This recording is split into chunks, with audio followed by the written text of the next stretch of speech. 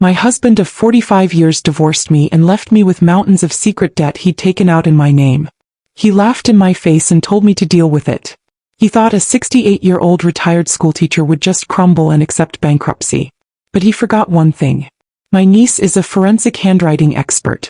And when I proved his forgery in court, the judge didn't just clear my name, she made him pay back every single cent. Before I begin, I just want to say thank you for taking the time to hear my story. If you're comfortable, let me know where you're listening from and what time it is where you are.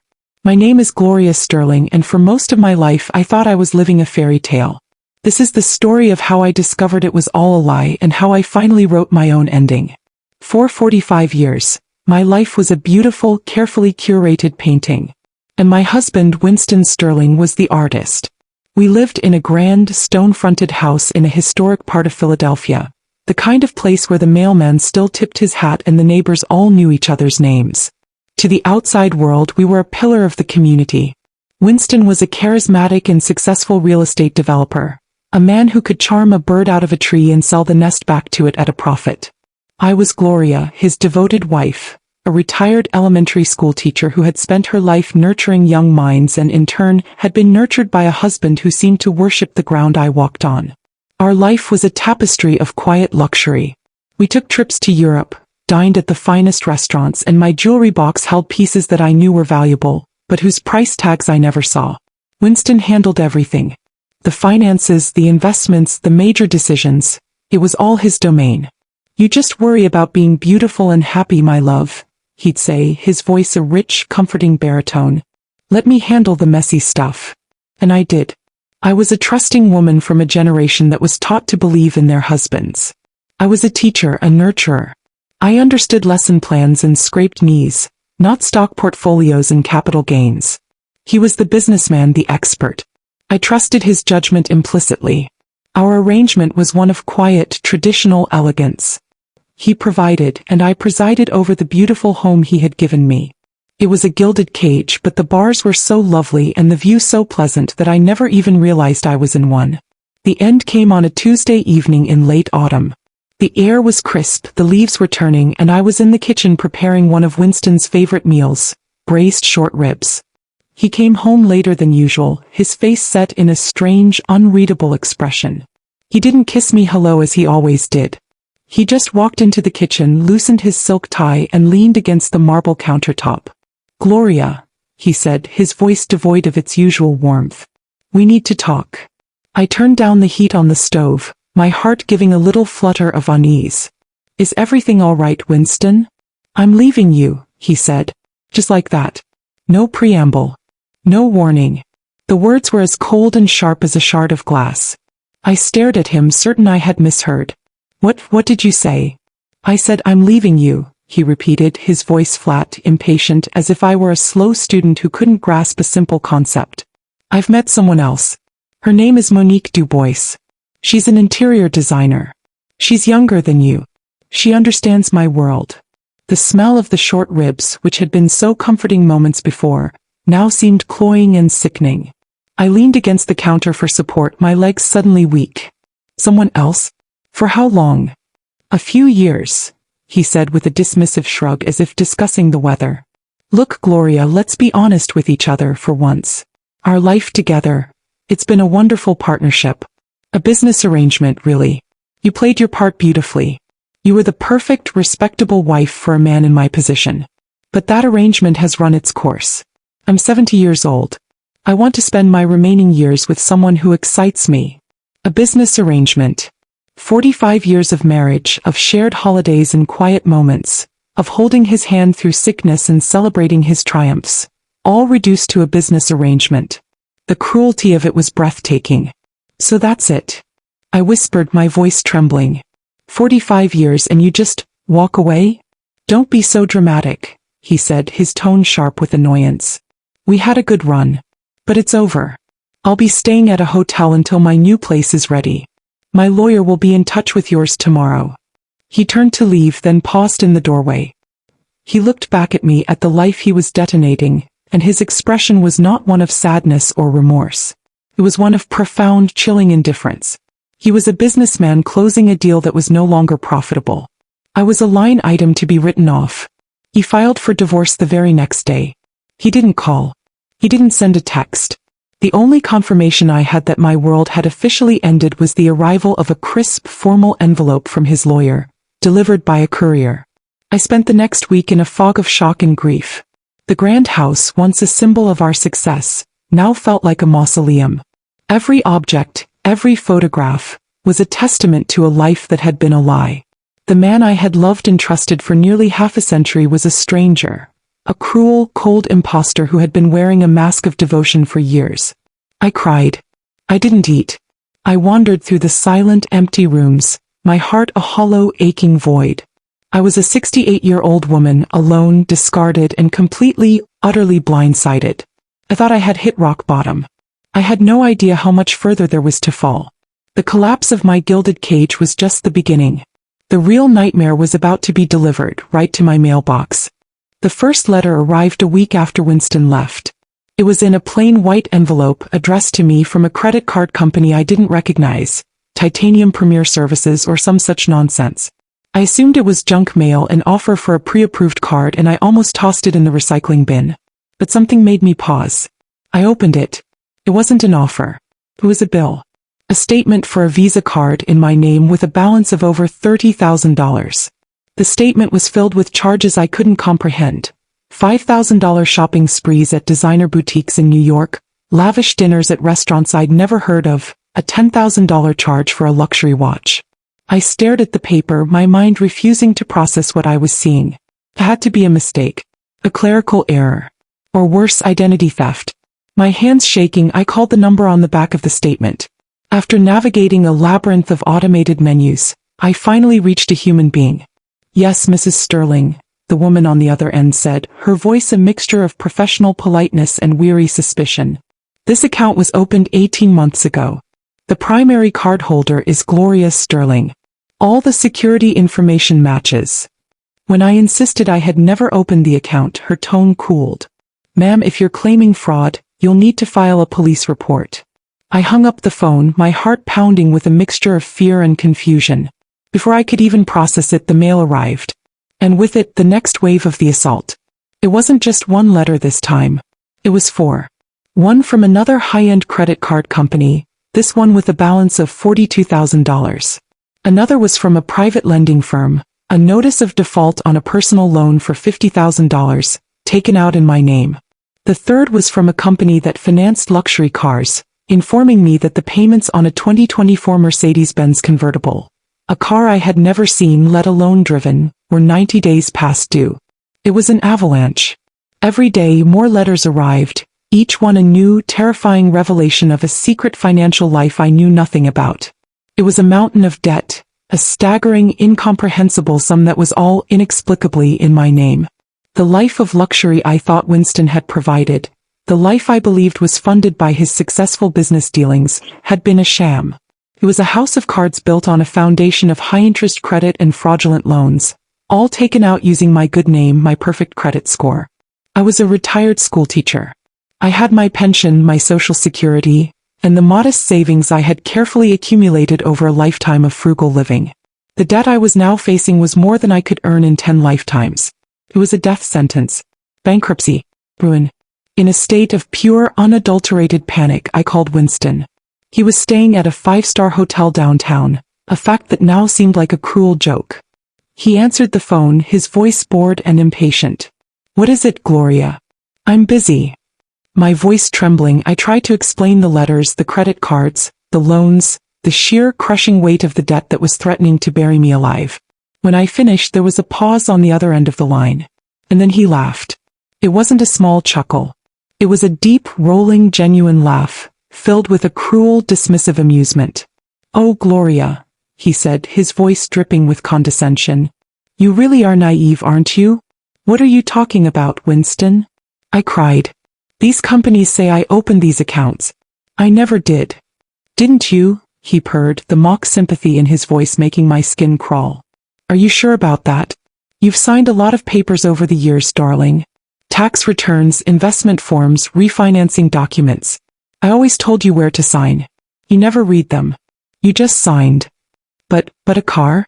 A $50,000 loan. You loved the jewelry, didn't you?" he shot back, his voice suddenly hard as steel. You loved the vacations to Paris. You loved this big beautiful house. Did you think all of that was free? You wanted the lifestyle, Gloria. This is what it costs. It was a masterful, evil piece of gaslighting. He was twisting my trust, my deference to his supposed expertise, into a weapon against me. He was implying that I was a willing, if ignorant, participant in this scheme. I never would have agreed to this, Winston. This is fraud. Prove it, he said, his voice a cold, confident challenge. It's your signature on the applications, darling. Your name. Your debt. I'm afraid you're just going to have to deal with it. He then delivered the final, crushing blow. Perhaps your memory is starting to go. It happens at your age. You should probably get that checked out. And then he hung up. I stood there in the silent, opulent house, the phone still pressed to my ear, the dial tone buzzing like a swarm of angry hornets. He had not only admitted it, he had reveled in it. He had mocked me, belittled me, and suggested I was senile. He had spent years, perhaps decades, systematically using my identity to fund his lavish lifestyle and his long-term affair, all while playing the part of the devoted, successful husband. The betrayal was so monstrous, so complete, it was almost beyond comprehension. He hadn't just left me. He had left me buried alive under a mountain of his lies, a mountain of his debt. He had planned my destruction with the same cool, methodical precision he used to plan a real estate development. And he had left me with no tools, no resources, and he thought no way out. He had made a terrible, life-ruining miscalculation. He assumed I had no one in my corner. He had forgotten about my niece. The week that followed was the darkest of my life. The letters kept coming, a daily torrent of threats and demands. The phone began to ring at all hours, aggressive, faceless debt collectors with cold, hard voices, demanding money I did not have for things I had not bought. I was drowning. The weight of it all was a physical pressure, making it hard to breathe, hard to think. I was on the verge of a complete nervous breakdown, facing a future of bankruptcy, humiliation, and ruin. Winston's final, cruel suggestion that my memory was failing had burrowed into my mind, a toxic seed of doubt. Was I going crazy? Could I have signed these things and simply forgotten? It was in this state of near total despair that I finally broke down and called my niece, Jasmine Reed. Jasmine was my sister's daughter, a bright, sharp, fiercely loyal woman of 35. She was more like a daughter to me than a niece. We had always been close. But Jasmine was more than just a loving relative. She had a unique and, as it would turn out, life-saving profession. She was a forensic handwriting expert. She worked for a private investigation firm in Philadelphia, where she spent her days analyzing documents, uncovering forgeries, and revealing the truth hidden in the loops and strokes of a person's signature. When I called her, my voice was a choked, tearful whisper. I could barely get the words out. She was at my house within the hour, her face a mask of grim concern. "Aunt Gloria," she said, wrapping me in a hug that felt like the first safe harbor I had been in for weeks. "Talk to me. Tell me everything." We sat at my large, polished dining room table, the same table where Winston had hosted so many lavish dinner parties. I laid out the letters, the credit card statements, the loan default notices, the paper evidence of my ruin. It was a mountain of lies, a testament to Winston's long, secret betrayal. As I told her the story, from Winston's cold departure to his cruel, gaslighting phone call, her expression shifted from concern to a cold, controlled fury. She listened intently, her sharp eyes scanning the documents as I spoke. He said it was my signature. I finished, my voice breaking. He said I must have signed them and forgotten. Jasmine, am I losing my mind? Jasmine reached across the table and put her hand over mine. Her touch was firm, steady. "No, Aunt Gloria," she said, her voice low and dangerous. "You are not losing your mind. You are being manipulated by a master con artist. But his con is about to come to an end." She stood up and began to walk around the table, looking at the documents not as a niece, but as a professional. Her entire demeanor had changed. She was no longer just my loving family member. She was an expert on the scene of a crime. "Let me see them," she said. "All of them. Every single application, every agreement you can find." I gathered the papers and spread them out for her. She put on a pair of thin white gloves from her briefcase and picked up the first one, a credit card application from 2 years prior. She held it under the light of the dining room chandelier, her eyes narrowed in intense concentration. She looked at the signature line where the name Gloria Sterling was written in a flowing, elegant script that looked to my untrained eye exactly like my own. She stared at it for a long silent moment. Then she picked up another one, a personal loan agreement. She compared the two signatures. Then she picked up a third. Interesting, she murmured, more to herself than to me. What is it? I asked, my heart pounding. She looked at me, and for the first time, I saw a flicker of something other than anger in her eyes. It was the thrill of the hunt, the excitement of a professional zeroing in on a fatal flaw. Aunt Gloria, she said, when a person signs their name, it's never exactly the same twice. There are natural variations. The pressure changes, the angle of the pen, the speed of the stroke.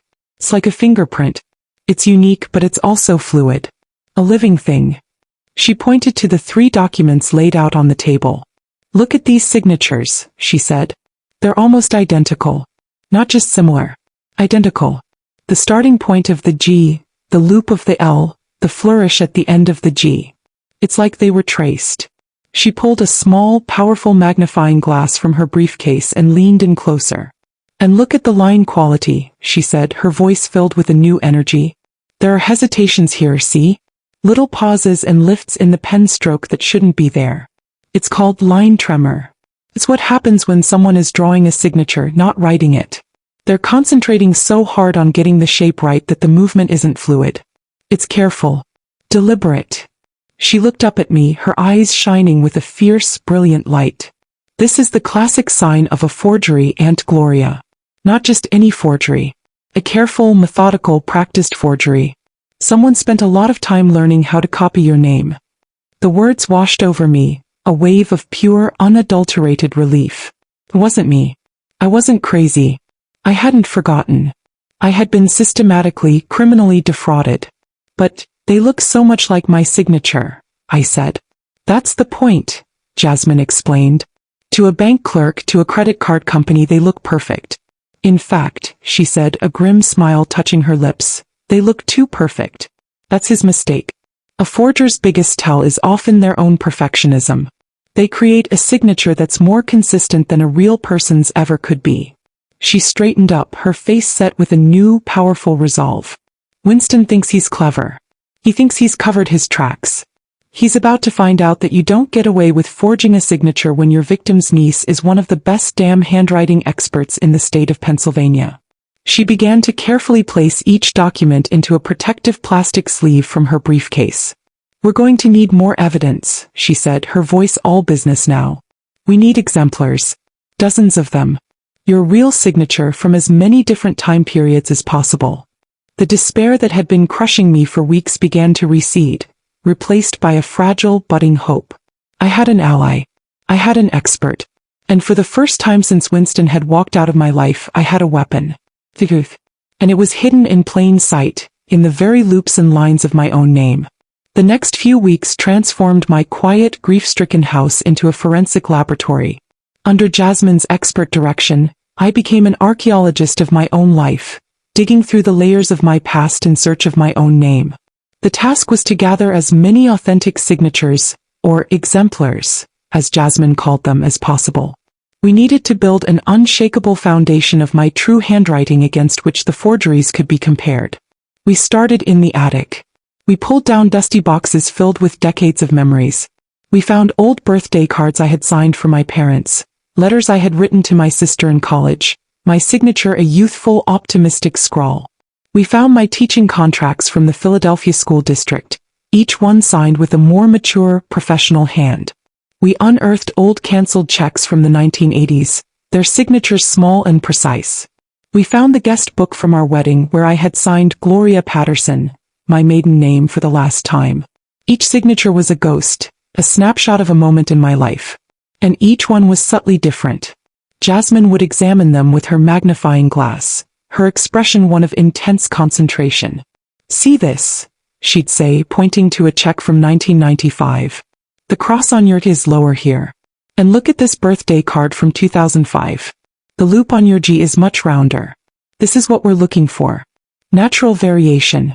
The signature evolves over time. It changes with mood, with speed, with the type of pen you're using. It's alive. Down in my home office, we went through 45 years of tax returns, documents Winston had always prepared and had simply told me to sign here. I had done so without a thought, a trusting wife signing on the dotted line. Now each one of those signatures was a crucial piece of evidence, a baseline of my true hand during the very years Winston was carrying out his fraud.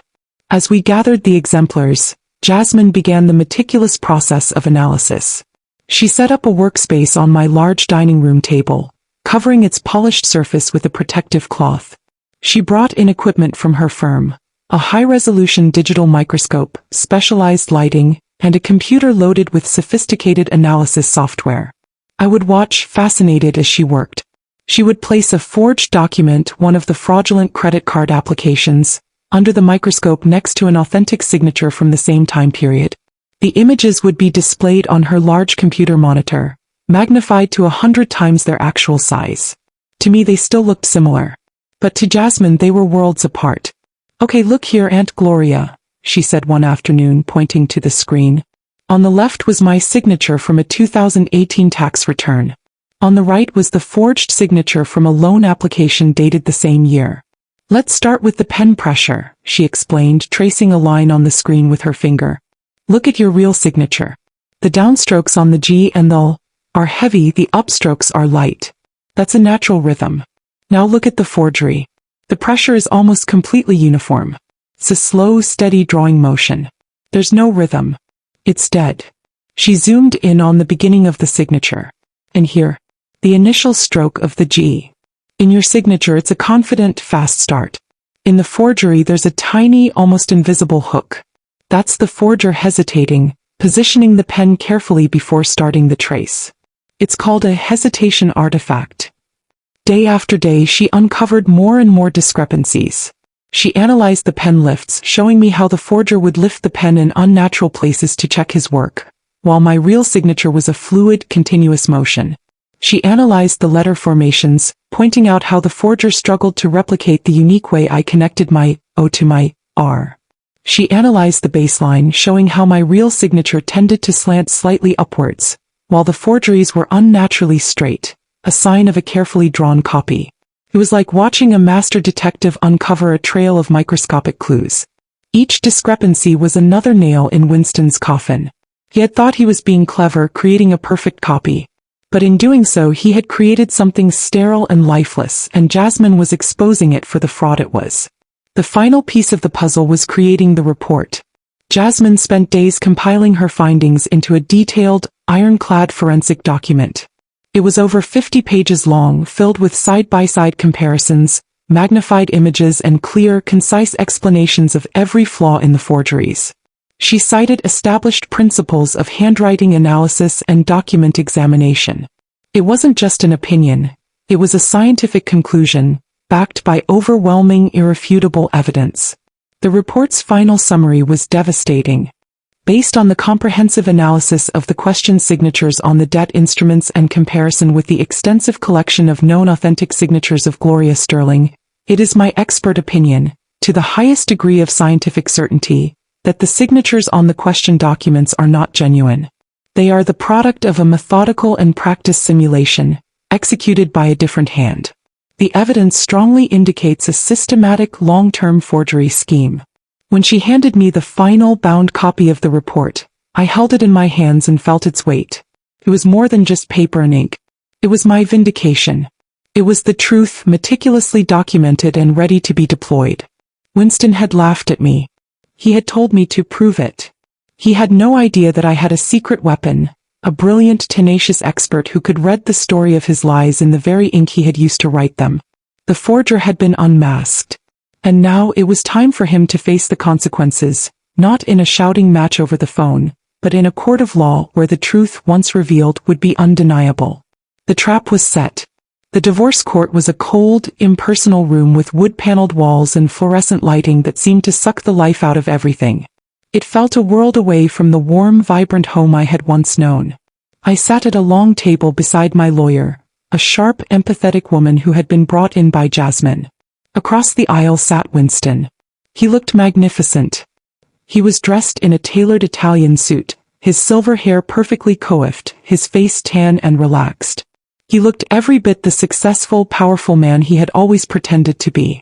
He was flanked by a team of expensive-looking lawyers.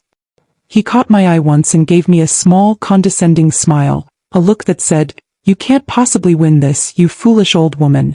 Beside him sat Monique Dubois, the other woman, looking chic and bored, as if this were all just a tedious interruption to her fabulous life.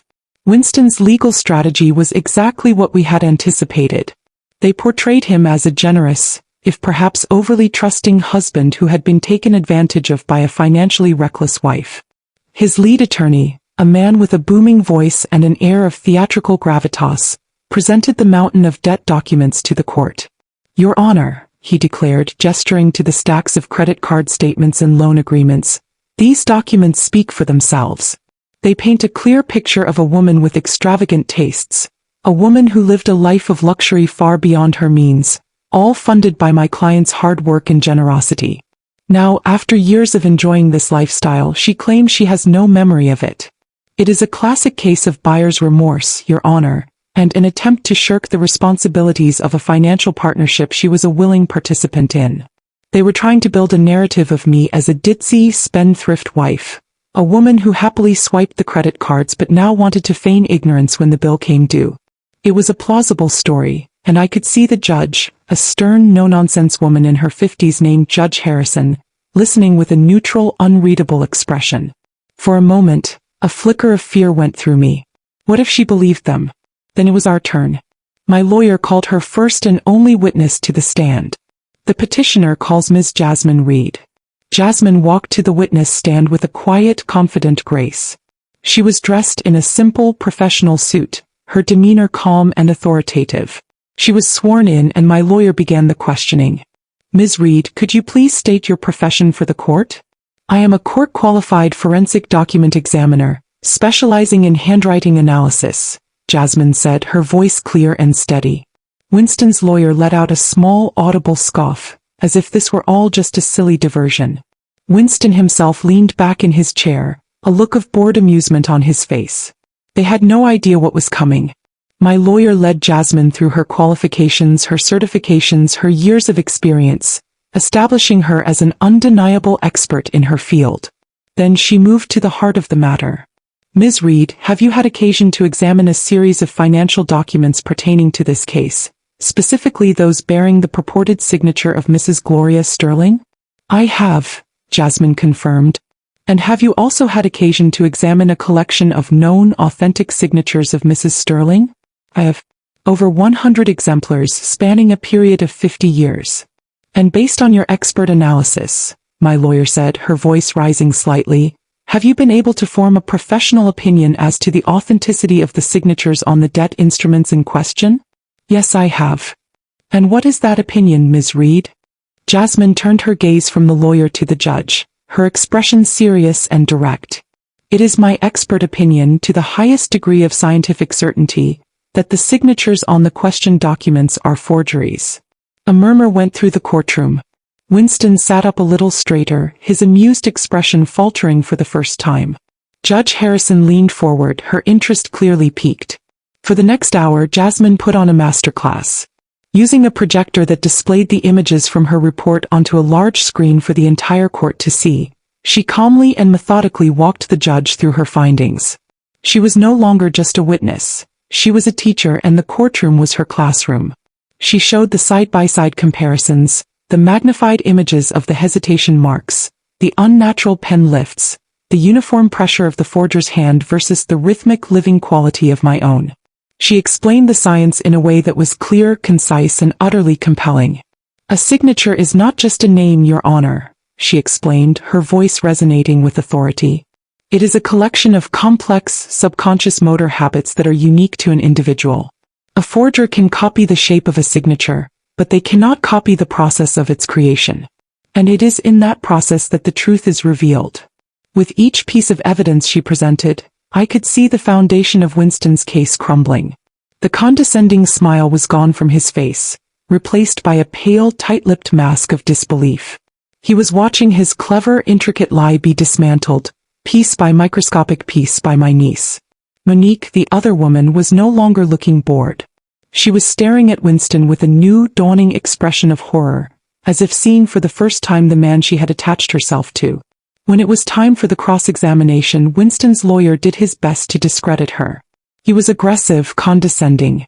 "Ms. Reed," he boomed, "isn't it true that handwriting analysis is not a real science? That it's just a matter of opinion?" Jasmine didn't flinch.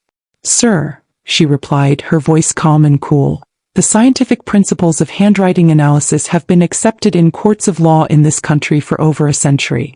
It is based on the established principle that no two individuals write exactly alike. If you believe it is a matter of opinion, I invite you to challenge the specific evidence I have presented. Can you explain the line tremor? The unnatural pen lifts?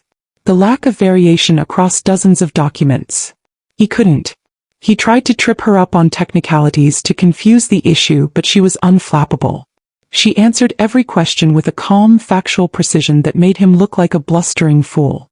By the time she stepped down from the stand, the atmosphere in the courtroom had changed completely. The narrative had been flipped. I was no longer the ditzy, spendthrift wife. I was the victim of a long-term predatory fraud. And Winston was no longer the generous, successful husband. He was a liar. A cheat. A forger. A con artist who had preyed on his own wife. Judge Harrison looked from Jasmine's report to Winston, and her eyes were like chips of ice. The trial of the liar was over. All that was left was the sentencing. When the final day of the trial arrived, the air in the courtroom was thick with a new tension. The arrogance had drained from Winston's side of the room, replaced by a quiet, desperate anxiety. He no longer looked like a titan of industry. He looked like a man waiting for a guillotine to fall. Monique was not with him. Her chair was empty. The first rat, it seemed, had already fled the sinking ship. Judge Harrison entered the room and took her seat, her face a stern, unreadable mask. She looked down at the mountain of evidence before her, then she looked at Winston. She took off her glasses and polished them slowly, a deliberate, theatrical gesture that seemed to stretch for an eternity. "Mr. Sterling," she began, her voice quiet but carrying an immense weight that filled the silent room. "I have been a judge in this family court for nearly 20 years. I have seen greed. I have seen infidelity. I have seen cruelty. But I can say without hesitation that I have rarely seen a case that demonstrates such a profound and calculated betrayal as this one." She put her glasses back on and looked directly at him. "For 45 years your wife, Mrs. Sterling, gave you her trust. She deferred to your judgment, she believed in your integrity, and she supported your ambitions. She gave you the gift of her good name. And you, sir, took that gift and used it as your personal line of credit to fund a secret life of deceit and hedonism. You systematically and intentionally defrauded the woman who had dedicated her life to you. And when you were done with her, you attempted to leave her buried under the mountain of debt you had created, adding the insult of gaslighting to the injury of your fraud." Winston had shrunk in his chair, his face a pale, sickly gray. He was no longer the powerful man who had laughed at me on the phone. He was just a small old man stripped bare of all his lies. The evidence presented by the forensic expert, Ms. Reed, was not just compelling, the judge continued, her voice rising with a controlled, righteous anger. It was irrefutable. It was a masterful deconstruction of your long-running deception. Therefore, this court's judgment will be swift and, I hope, unequivocal. She then delivered the final reckoning, blow by devastating blow. "First," she declared, her voice ringing with authority, "this court finds that the entirety of the debt accrued through the fraudulent credit card accounts and loans, totaling over $700,000, is the sole and exclusive responsibility of Mr. Winston Sterling. Mrs. Sterling is hereby absolved of any and all liability for this debt." A gasp went through the courtroom. I felt a wave of relief so profound it almost buckled my knees. The mountain was gone. "Second," the judge continued, her eyes still locked on Winston, "given the egregious nature of Mr. Sterling's financial misconduct and his attempt to leave his wife destitute, this court awards Mrs. Gloria Sterling sole and exclusive ownership of the marital home, free and clear of any claim by Mr. Sterling. My house. My beautiful, beloved house. It was mine. Truly mine. Third, the legitimate marital assets, including all savings, investments, and retirement accounts, will be divided.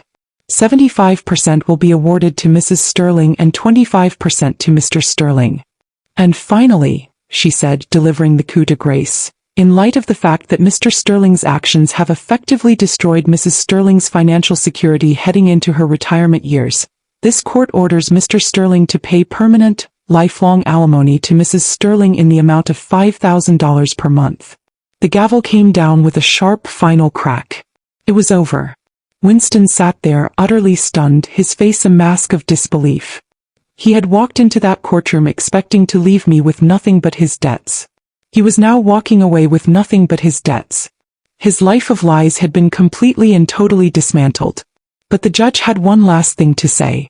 "And Mr. Sterling," she said, her voice like ice, "I am referring this case, along with Ms. Reed's full forensic report, to the district attorney's office. Bank fraud and forgery are serious criminal offenses. I suspect your legal troubles are just beginning." The fallout was immediate and catastrophic for him. Faced with financial ruin and a looming criminal investigation, his life imploded.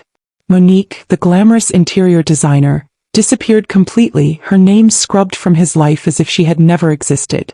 His business partners, hearing of the scandal, abandoned him. His reputation, the currency he had traded on his entire life, was worthless. As for me, I walked out of that courthouse into the bright Philadelphia sunshine, with Jasmine's arm linked through mine.